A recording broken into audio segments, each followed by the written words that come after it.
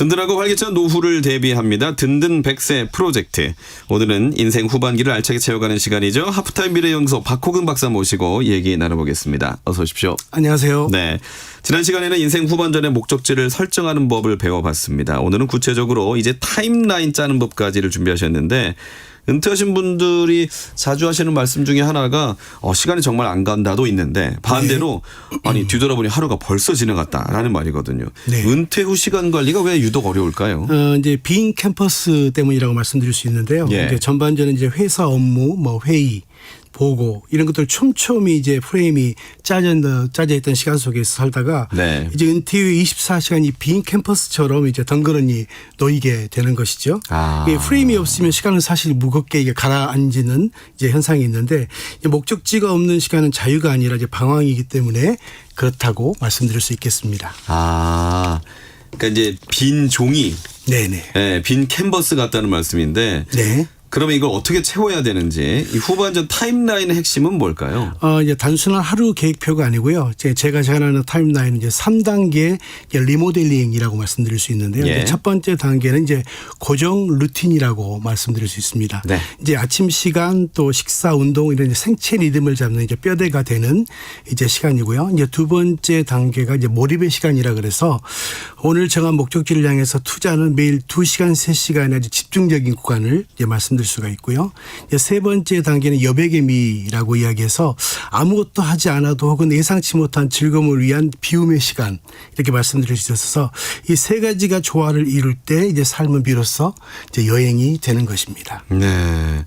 이렇게 나눠서 말씀해 주시니까 이해가 더 빠른데 일단 몰입의 시간 좀 거창하게 느껴지기도 하고 어렵게도 느껴집니다. 어떻게 배분을 하는 게 좋을까요? 보통 이제 888 이제 법칙을 이제 권하는데요. 예. 이제 8시간은 건강을 위한 수면의 시간으로 잡고요. 네. 또 8시간은 나를 위한 이제 몰입과 활동의 시간. 네. 또 이제 8시간은 이제 사회와 가족을 위한 소통의 시간. 이렇게 해서 이제 888인데 이 전반전에는 사회에서 보통 16시간 이상을 이제 시간을 많이 보냈지 않습니까? 예. 그런데 후반전은 이제 나와 가족의 비율을 의도적으로 좀 더 늘려서 시간을 잡는 게 중요한데 특히 이제 오전 중에 가장 에너지가 좋을 때 여러분이 가지고 있는 목표를 이룰 수 있는 의미 있는 일을 1시간이라도 반드시 배치하는 것이 중요하다고 생각이 듭니다. 하루 24시간을 이제 8시간으로 나눠서 세 가지로 구분을 하는 거군요. 네, 그렇습니다. 네. 자, 근데 계획을 짜도 가족과 살다 보면 엉키는 경우가 있지 않습니까? 그렇죠. 이제 타임라인은 사실 혼자만의 시간이 이제 아닌 거죠. 예. 이제 가족과 공유하는 이제 가족 공동 이제 시간표를 이제 냉장고에 붙여놓는 게 저는 중요하다고 생각이 드는데요. 네. 이제 그래서 이 시간이 이제 아빠 내지는 엄마의 이제 어떤 집중적인 몰입의 시간이다라고 하는 걸 알려주고 또 서로의 타임라인을 존중해 줄 때 은퇴 이후에 이제 가정 평화가 유지하게 되는데요. 이제 각자의 시간표가 겹치지 않도록 조율하는 것이 이제 후반전 시간의 시간 경영의 가장 중요한 핵심이 되겠습니다. 그러고 보니까 자녀들은 시간표가 다 짜져 있거든요. 그렇습니다. 학교 가고 뭐 학원 가고 갔다 와서 뭐 하고 이런 시간표들이 있는데 부모에게 시간표가 있다라는 생각은 못 해봤거든요. 네, 그렇습니다. 근데 부모도 시간표를 짜서 그 시간만큼은 또 확보해라. 네. 라는 말씀이군요. 네네. 자, 근데 은퇴 후에 또 하고 싶은 일이 너무 많아서 아니면 반대로 무엇을 해야 할지 몰라서 계획을 세우는 것조차 어렵고 계획을 세워도 흐지부지 되는 경우가 많은데 한 번 세운 계획을 끝까지 지키게 할 수 있는 비결이 있을까요? 이제 가장 중요한 완벽주의를 이제 버리는 것이 가장 중요한 핵심이라고 네. 생각이 들고요. 이제 은퇴 이후의 계획은 이제 성과를 내기 위한 이제 업무가 아니거든요. 이제 그래서 저는 이제 이것을 느슨한 결심이라고 제가 이름을 붙여봤는데 네. 오늘 계획 중에 한 70%만 달성해도 스스로를 좀 칭찬해 주는 거죠. 그리고 이제 계획은 나를 이제 가두는 감옥이 아니라 내가 오늘 하루를 어떻게 가치 있게 보내는가를 위한 스스로의 안전장치다라고 표현하고 싶습니다. 네, 느슨한 결심. 그러니까 아무래도 너무 이렇게 강박관념을 갖고 이 계획을 내가 꼭 지켜야지 할 필요는 없다라는 말씀처럼 이해가 되네요. 네, 그렇습니다. 네. 그럼 일단 하루를 시작할 때 구체적으로 가장 먼저 무엇을 할지, 그러니까 타임라인의 첫 줄에는 무엇을 적어야 될까요? 이제 바로 이제 모닝 로그라고 말씀드릴 수 있는데요. 눈을 뜨자마자 오늘 해야 될 이제 일을 한 3가지 정도 메모지에 적는 시간을 가졌으면 좋겠고요. 그것이 꼭 거창한 것이 아니어도 좋다고 생각이 듭니다. 예. 이제 예를 들어서 이제 산책하기라든지 아침에 책을 10페이지를 읽는다든지 어떤 친구에게 전화를 한다든지 아주 작은 단위로 쪼개지만 중요한 것들을 먼저 하고요. 이 작은 성공이 이루어지면 하루 전체가 밀도 있게 시간을 잘 진행할 수 있게 됩니다. 네, 매일 좀 작은 것들을 실천을 해봐라라는 말씀이고요. 또 나이가 들면서 체력적인 한계를 느끼는 분들도 계시는데 건강 관리는 어떻게 녹여내면 좋을까요? 사실 건강 관리는 타임라인의 옵션이 아니라 이제 OS 운영 체제라고 말씀드릴 수 있는데요. 네.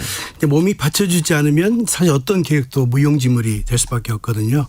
그래서 매일 일정한 시간을 배치해두고 이제 고정 루틴 속에서 반드시 운동을 한다라는 것이 굉장히 중요한데 예를 들어서 오늘 오전 10시가 되면 무조건 걷는다. 이렇게 이런 것처럼 예. 체력이 좋아지면 시간의 관리도 지구력 있게 자연스럽게 더 따라가게 될 것입니다. 네.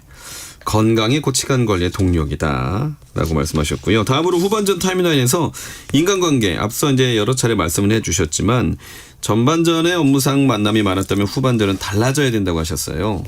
네, 그렇습니다. 이제 전반전의 관계가 이제 수평적인 확장이었다면 후반전에는 이제 수직적인 깊이가 굉장히 중요하다고 생각이 들고요. 예. 이 타임라인 속에서 누구를 만날지를 기록할 때 자신에게 긍정적인 에너지를 주는 사람 또 나의 성장을 응원하는 사람 이런 것들을 의도적으로 그런 분들과 함께 시간을 만드는 게 굉장히 중요하고요. 억지로 나가는 모임보다는 내 삶의 목적지와 방향을 공유할 수 있는 사람들과의 밀도 있는 만남이 사실 후반전의 관계의 질을 더욱 결정한다고 생각이 듭니다. 어제 사실 저희 그 뉴로테리어의 저자 손혜주 교수님 모셨는데 네. 아무리 자식이라도 속색이는 자식은 좀 멀리하라고 그게 노년의 건강을 위해서 좋다고 그 말씀을 하셨거든요. 네, 정신 건강이 좋아질 것 같습니다. 아 그렇군요. 네 비슷한 말씀을 또 들어서 한번 생각이 났습니다. 네. 요즘은 또 이제 디지털 기기 워낙 많이 사용하지 않습니까? 뭐 네. TV나 휴대전화를 통해서 나도 모르게 시간을 낭비하는 이런 무의식적인 시간도 많이 지나가 버리는데 네. 이걸 좀 제어할 수 있는 방법이 있을까요? 이제 그건 의지의 문제가 아니라 사실 환경의 문제라고 생각이 드는데요. 이제 TV 리모컨을 이제 서랍에 넣는다든지 스마트폰을 이제 사용하는 걸 제한하는 시간을 설정한다든지 그래서 물리적인 방법, 장벽을 만드는 게 굉장히 중요한데요. 예. 사실 무의식적으로 흐르는 시간을 의식적인 비움으로 이제 바꿔 가야 된다라고 생각이 들고요. 아무것도 하지 않았을 때는 이제 스마트폰을 좀 내려놓고 창밖을 보거나 사색하는 시간을 가지는 것이 사실 은퇴 이후에 진정한 이제 휴식의 시간이라고 생각할 수 있겠습니다. 소위 말해서 그 뭐 멍 때리는 시간이라고 하잖아요. 네, 그렇죠. 네, 네. 그 시간도 필요하다라고 하셨고요. 이 타임라인을 말씀 들어보니까 그냥 단순한 계획표가 아니라 하나의 어떤 은퇴 이유를 설계하는 설계도다라는 생각도 드는데 오늘 내용을 좀 관통하는 핵심 메시지를 정리한다면 어떻게 말씀해 주실까요? 시간은 흘러가는 것이 아니라 채워가는 것이다라고 일단 정의할 수 있겠는데요. 예. 이제 텅 빈 시간을 이제 두려워하지 마시고 대신에 내 삶 때문에 가장 중요한 가치가 있는 우선순위를 이제 정하시고 매일 조금씩 타임라인을 채워가는 것이 굉장히 중요한데요. 오늘 여러분의 이제 시간표에 나를 위한 한 시간을 이제 적어 놓고요. 또 이것을 인생 2막을 위한 시작이라고 생각하고 이 계획하는 것만이 오히려 더 자유를 누릴 수 있다라는 생각을 가지시고 이 타임라인을 한 가지씩 채워가시면 좋겠다는 생각을 합니다. 혹시 뭐 이렇게 타임라인을 잘 짠 사례라든지 아니면 뭐 박사님의 이야기를 해 주셔도 좋고 보통 얘기를 인생 해주실까요? 후반전에 성공한 사람들의 특징은 무엇이냐면 시간을 잘 관리하고 계획하시는 분들인데요. 네. 특별히 은퇴 이후에는 목적을 정하는 게 굉장히 중요하고요. 어떤 분들은 자기의 건강을 위해서 이제 아침 시간을 확실하게 루틴을 가지고 해서 오히려 근육질 몸으로 만드는 분도 계시고 노년에요. 네, 오히려 그런 시간들을 더 활용하시는 분들이 참 많이 보는데요. 그런 분들이 오히려 인생 후반전을 더 멋지게 시작할 수 있다고 생각이 듭니다. 네. 울림 있는 말씀이었습니다. 오늘 든든백세 프로젝트를 통해서 시간 경영의 중요성을 생각을 하게 되는데 끝이 없다라는 생각도 좀 들고요. 네. 다음 시간에 어떤 이야기를 나눠볼까요? 다음 시간에 타임라인을 채울 수 있는 이제 인생 후반전 다시 시작하는 공부법이라고 해서요. 뇌를 깨우고 또 세상과 연결할 수 있는 이제 배움의 즐거움이 어떻게 우리 인생 후반전의 자산이 되고 또 구체적인 학습법이 무엇인가를 예. 나눌 수 있도록 그렇게 준비하겠습니다. 알겠습니다. 나만의 속도로 나만의 설계도를 그려가는 여정 잘 꾸려가야겠습니다. 든든백세 프로젝트 하프타임 미래연구소 박호근 박사와 말씀 나눴습니다. 고맙습니다. 감사합니다.